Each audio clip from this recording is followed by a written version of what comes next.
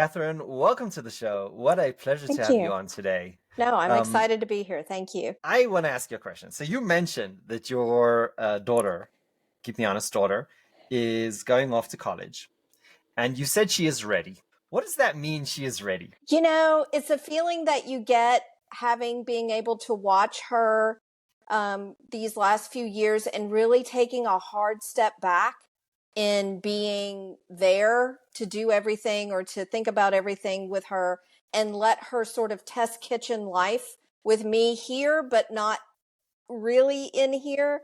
And so I've seen her have to make goals. I've seen her with challenges. I've seen her with teachers that she had to negotiate with. I've seen so much that I think now she's gotten to the point that she's going to make mistakes. It's not going to be perfect, but I've seen her problem solve. I've seen her meet those challenges, balance her time, all those things that usually screw us up once we leave the nest.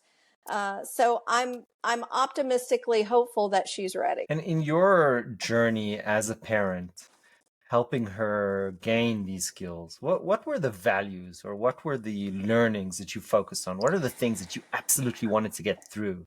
Yeah. So ultimately she would be ready. Yeah. I always said, and I think having a background in social work helps me a great deal. So having a shrink for a parent has its ups and downs to it. But I always thought if I can teach her resiliency, if I can teach her adaptability, and if I can teach her empathy, those were the three things I was pushing for with her. And I feel like we got there. But I think if you can get those three things straight, it goes a long way in catching a lot of other stuff as well. So I love that you brought this up. You said adaptability, empathy, and resilience. Right. I gotta admit, incredibly selfish, question. I got three kids. They're significantly younger than yours. Um, how do you go about teaching adaptability? I think the thing with adaptability is a really simple thing. It really comes to talking with your child around how they can manage new environments successfully. So I think for me, one of the things I'd always teach her, and one of the times this came up was always the beginning of the school year, because teachers are different. Teachers have different ways of doing things. And so sort of keeping her cognizant, like, well, what are the new things you learned about your teacher today? At the beginning when she was younger, and saying, well, what do you think that will mean as far as her being a teacher? So little things like, well, she has 6 kids versus she doesn't have any kids. Or sometimes as simple as, well, she teaches poetry versus math, and sort of like walking through with her and saying, well, what do you think that's going to mean to her as a teacher? Or what has she told you? I mean, usually people tell you what it takes to be successful with them. And Hmm. so just making them cognizant of what are you learning about this person and what is it about you that you can adapt to make that a relationship that's going to work. And then always making sure they take advantage of opportunities when people ask them about their styles, their way of doing things. Never give up a chance to tell somebody a little something about you too, because hopefully they will do the same thing in trying to integrate that information into how they work with you going forward. I just asked you about adaptability, but you gave a really good example on how you can do all three at the same time. Right. That's kind of beautiful because this idea of thinking about the other person and about how they think and what's important to them, such an important question for us, right? To think beyond ourselves. And Yes. then also having that understanding of your environment and the challenges and the people and how what they're feeling and experiencing, that also helps you become more resilient just by thinking about your environment. So that's absolutely delightful. Thank you. Does do do these personal, let's say, values or strengths, do they translate to a successful community, or is that something completely different? No, absolutely. So one of the things that I've kind of built my whole career around is this idea of person and environment fit, and how people are, as humans, can go into spaces. We're sort of hardwired to be in spaces and be able to tell almost immediately if it's a fit or if we feel danger or if we feel comfortable, if we don't feel comfortable. And so a lot of times this whole relationship between person and place is based on fit. And the more you have people who seem to be fitting and thriving in an environment, usually the better the community is going to be on a lot of different things. It's usually the secret sauce, I would say, between successful communities and communities that struggle, especially and including economic disadvantage and communities that are having a harder time. It's amazing to me that even when there's disadvantage, if you have a community who are all in love with that place, even if they come from a place of disadvantage, there's certain things they just won't tolerate to grow there. And it enables a better community for all. So I think they translate absolutely. I've built a whole career on the notion that they absolutely do translate. That is so interesting. I mean, I've spoken to a lot of quote unquote economic development people. It seems to be a lot about infrastructure and roads and high speed internet and bringing companies, over, right, to increase the tax base. But you're saying there's something incredibly important about the fabric of the humanity in the community. Can you tell us a story that kind of resonates strongly for you about either good or bad and what that looks like? Right. I will say, I've done a lot of work in a lot of different places, and there are a couple of stories that places that really ring home to me about why this work is so important. One has to do here in my backyard of North Carolina. I was working in Charlotte with a historically Black neighborhood that was being actually the scapegoat and being portrayed as the scapegoat for everything that was wrong with Charlotte. They were not, even though they were they were the oldest neighborhood, they were the most historic neighborhood. They had all of this great history there. They had generations that were living in that same neighborhood. They could not get on the visitors map. They wouldn't put their neighborhood on the visitors map. Even though it was it was truly the heart of Charlotte in a lot of ways. They wouldn't get the trolley to stop there. So you start seeing all the systemic kind of manipulation to keep one group out.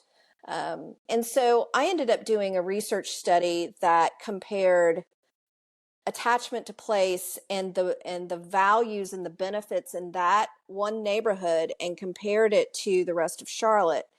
And what we ended up discovering easily, I mean, it wasn't even a close call, is that these neighborhoods of Charlotte that have been always left out of the conversation, that have been blamed for everything, when you looked at the administrative data, they were not proportionally more responsible for the crime in the area than the rest of Charlotte. Their attachment, their love of place was actually higher than other areas of Charlotte. They tended to invest more of the finite resources they had back into Charlotte. And that included buying a house and owning a car, starting a business. They also went to church and was involved in civic organizations at a higher level than the rest of Charlotte. And they were rated as a more open place where people went and actually felt comfortable than a lot of other places in Charlotte.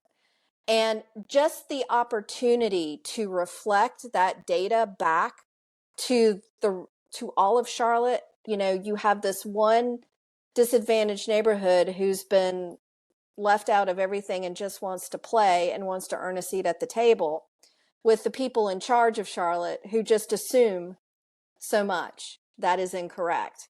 And being able to reflect back the reality in the perception, not only the perception of what it's like to be there, but the reality that their crime wasn't any higher than per capita than the rest of the area.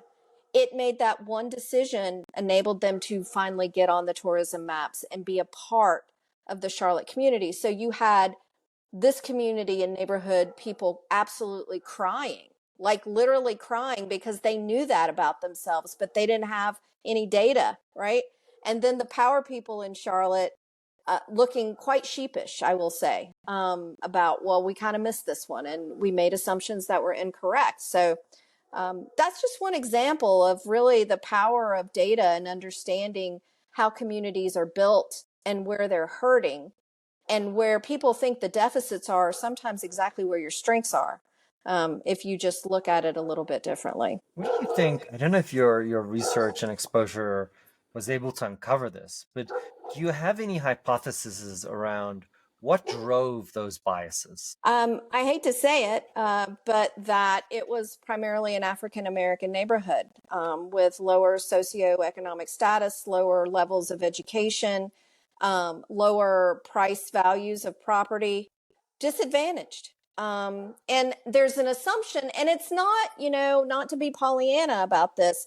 Communities that struggle in disadvantage do sometimes create environments where there is that kind of exact perception could be true. I'm not saying Mm, it's never not true, but the point is that you have to check your perceptions with data before you start marginalizing people and places that may in fact be one of your greatest assets. So it's always like, don't assume. You don't know. right, You're right. making an assumption. You might be right, but you also might be wrong. And I think that it was just simply an assumption of where crime must be coming from in Charlotte, which was not necessarily true in this particular case. There's something delightful about being able to think about what we think we believe Right, and then align that with data right, and confirm if our assumptions are true or not. right. I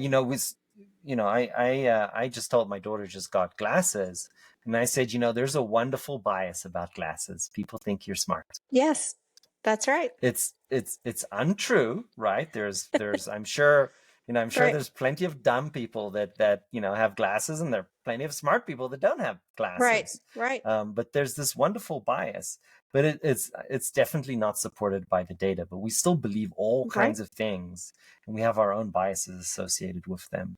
No, So it's absolutely true. You're right. so when you come into a city, how do you approach this? Is this part of your mythology of kind of thinking about, okay, let's do a review of the data associated with the city? What does that look like?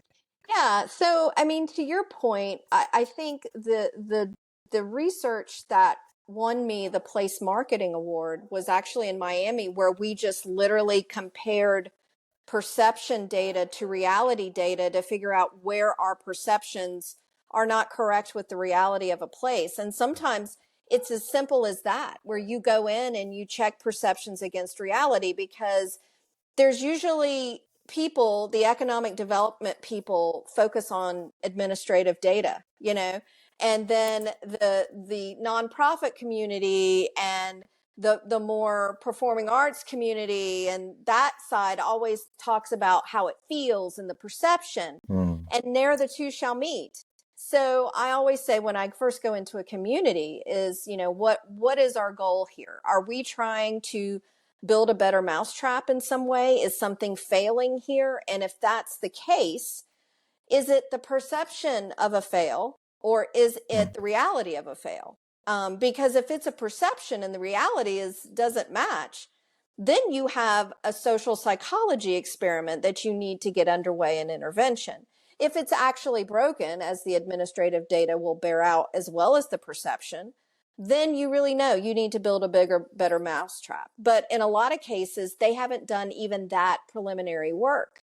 So they just come in and say, this is broken, or we're losing all of our college talent to other towns, or, whatever the assumption they bring to the table is you have to stop and say, well, how do you know that? And even though perception is reality, and I totally believe that Right. is true, how you intervene on that as a result has everything to do with what is the basis of the assumption, and what is right about it and what is wrong. In other places, they just like a temperature check. We want to know how our attachment is doing in our community. And we want to understand from a predictive standpoint, what populations are we getting ready to lose? Where is attachment dropping off? And what could we do? Why are they saying it's dropping off? And what can we do to work on that?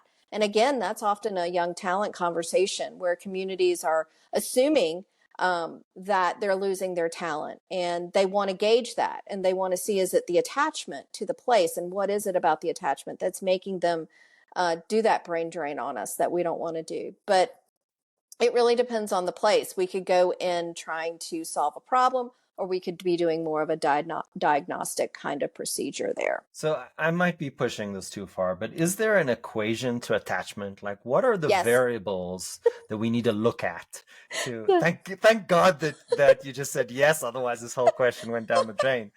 What is the equation of attachment?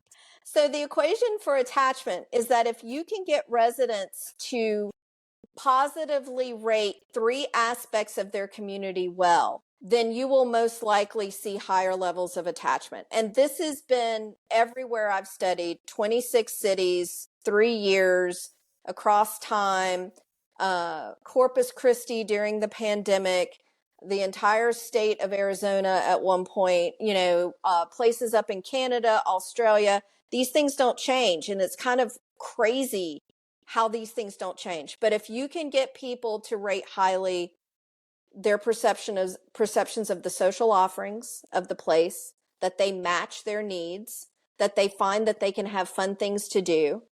If the aesthetics is what they're looking for, they find that pleasing. And they find the community welcoming to the level that they would want. And I keep putting those little qualifiers in there because every place is different in how they Right. manifest social offerings, aesthetics, and openness, as we shorthand it. New York's social offerings is way different than Cary, North Carolina, where I live. So that's where that person and environment fit comes into play. Does Cary manifest social offerings in a way that feels like home to you? It might not feel like home to everybody, right? So that's where the homework comes in finding your right place. But we do know that it's cities that, to their best ability and what they think is close to what they can pull off, do the social offerings, the aesthetics, and the openness correctly, they will likely have higher levels of attachment. And what's really cool about this model is that if you tweak perception of just one of those things significantly higher, within 18 months, you see bumps in attachment. So this is a very nimble kind of model. And if you could only choose one thing, you choose social offerings. It is by far the number one thing that makes people fall in love with their place.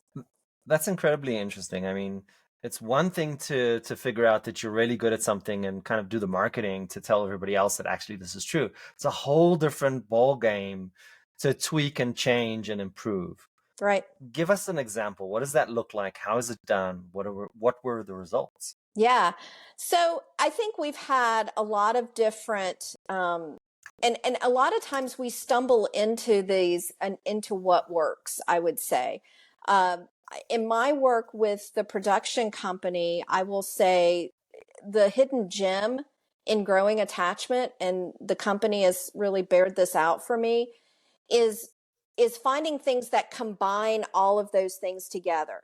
So I always use the model because this is a very complicated social science model. And the book that I wrote was just about how finding the right place to live is like finding the right partner to share your life. You want somebody that you can have fun with, that doesn't make you want to throw up when you look at them, that you think accepts you kind of for who and what you are. And if you find that person, hold on to them like sweet death, because that is someone who is invested in you. And places are the same way, which is crazy. So I will say that in my town, one of the things I've discovered is the best way to tell people who you are, like you would on a date. If you're dating a place and you're trying to figure it out, one of the quickest things in a high growth community, which is what I live in, is telling the local story of the place, and how it's sort of like that first date where you sit down and be like, well, tell me about yourself. And the more you can show them who you are authentically, the quicker that growth to attachment is, or the quicker they can say, you know what, this isn't probably my jam. This probably is not going to be the place for me. So I would say a lot of my work these days focuses on helping places tell the story of themselves authentically, to people in creative ways. But having said that, I mean, there have been places in upstate New York that I have worked in where The riverfront was a disaster because the industrials moved out and the river is now polluted, and the place was really struggling in a perception level of this, because when you get decay, then there's implications of safety and environmental stuff. And we did something very the group that I was working with did something very simple, which was they just put Adirondack chairs along the riverfront, because we were talking about millions of dollars of investment to try to bring this place back to life. And one of the members just like, well, what if we just signal to people that it's an okay place to be, that it could be better, and we'll do some environmental cleanup and stuff, but let's keep it simple. Like, what's the simple, easy thing we could do to reset people's minds about our riverfront? And sure enough, I mean, they got coverage the first day of people putting these chairs out, and they were painting the chairs red. And a lot of community people who saw this happening were like, okay, leadership's lost their mind. They're painting chairs and they think that's going to do something. And sure enough, I mean, in a couple of weeks, it was sort of like people were like, what the hell are they doing down there? Well, let's go see. I mean, where people kind of fall back into your trap because they don't believe it's going to work or anything. And so people started sitting there and sort of sitting in the chairs and taking selfies because it was like, oh, you saw this on the news. Well, I'm here now. And the next thing you know, the kids are coming and there's a Frisbee game going on, and because they have all this green space. And the moms are sitting there, and then the yoga class shows up, and then the hot dog guy shows up, and then the balloon guy shows up. And next thing you know, I mean, this place in upstate, New York now has a riverfront destination that started with $300 of Adirondack chairs. Why? Because we changed the perception of what that space could be. And then we allowed people to discover it and make it their own. Like, we didn't overstructure the activities. We put chairs out. People could move the chairs. They sat in circles. They talked. They let their kids. I mean, and it can be that simple by just cueing people. Hey, this is a place you can be. Give it a shot. And we really don't care if they came because they didn't believe it would work. They came to see what craziness have they come up with now. Well, we've come up with $300 of Adirondack chairs, and now it's a whole development. That is absolutely delightful. And the funny thing is that by showing, let's say, the proof of the pudding, then you're like, oh, people are into this. That justifies additional investment. Exactly. So it comes this like snowball effect, exactly. which I think is absolutely delightful. That's right. That's how the developers came, because when they saw the families show up and they saw the hot dog guy making a killing, because that was the only food option out there, they're like, what the hell are we doing sitting here going, oh, it's never going to work. Let's get in there. Let's start a restaurant. Let's move. And that's how places can be revitalized for $300. Is there, so when you think about the teams that you've worked with within, I'm assuming, economic development, is there something that you've noticed over the years that is a cultural aspect that leads to success? And I'm fishing here, like always. What have you noticed? What really helps teams be successful in this aspect? I think for me, breaking into a club of planners and economic development people has taken me saying, I'm not here, I am here to help you look good. I am here to add a seat to the table, not kick you off the table, but to add a seat to the table that's going to make us all look better as a result. Because I am not here to create more work. That's the one thing you got to tell them. I am not here to, discount your work. I am here to optimize your work, because you're forgetting a very critical component to the equation. And if you just let me slide up to the table, we can continue on. You don't have to start over. You don't have to, give up your sacred cows. You don't have to.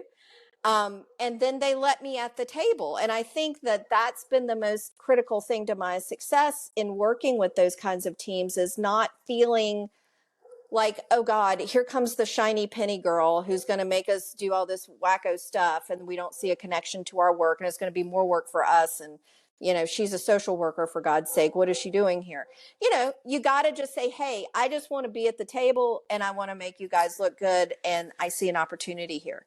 And they usually respond pretty well to that. And after you get your first success, then they want you there all the time. You gotta choose a project to begin with that you're going to be successful at. You don't go for the hardest thing first. And you don't do that to communities either. People are like, we're going to do the big thing. No, no, no. Do the low-hanging fruit thing first. And then people go, interesting. And then you work your way up to the big stuff. But a lot of people, they make people feel like they're going to kick you out if you're coming in, which is a bad idea. More work, bad idea. And you go too hard too quickly because you want to make a point. That's a great way to fail on 3 counts right up front. Yeah, I mean, your comments are so, I think, beyond economic development. I think we see the exact same challenges in any project that brings change. I think I felt the exact same things working with Siemens on implementing information systems in electronics manufacturing. Like, it feels the exact same thing. It's so strongly resonating. So I would argue that there's a deeper level of truth to the topic. The other thing, that topic of, the she or whatever is, or the system, whatever it is here to replace us. Right. That was such a strong one. And what I actually did, I said, look, you need to have a plan for the team. Once the system is in place, once the change will happen, what are they going to do? How are they going to contribute? What are they going to? So just this human element to organizations and systems is so interesting. Yeah, there's some things that are just universal about how humans respond and react to certain stimuli. And if you learn how to master that, again, adaptability, if you learn to figure that out, you can take that to different systems and be successful using it. So, I mean, I didn't even notice, but we're out of time. This has been so much fun. I have one final question. Okay. If you had to go back to 20-something Katherine, what would you advise her? That every detour in the road that you think means you're derailed is going to come back and make perfect sense within 5 to 10 years. I love that. That's what I would say. Every detour is not a derailment. And you do not have to fit in a square, in a category. I mean, even as we were talking, it's hard to categorize what I do. And that is something that a lot of children, kids, mine included, that I'm trying to say, 65% of the jobs that you might have haven't even been imagined yet. So don't worry if you don't feel like, well, I don't really fit here and I don't really fit here. That means you're doing it right because you're doing systems work. And that's where the real social change comes from. Katherine, what a delight. Thank you so much for coming on the show. I appreciate you. Absolutely. I'm glad I could do it.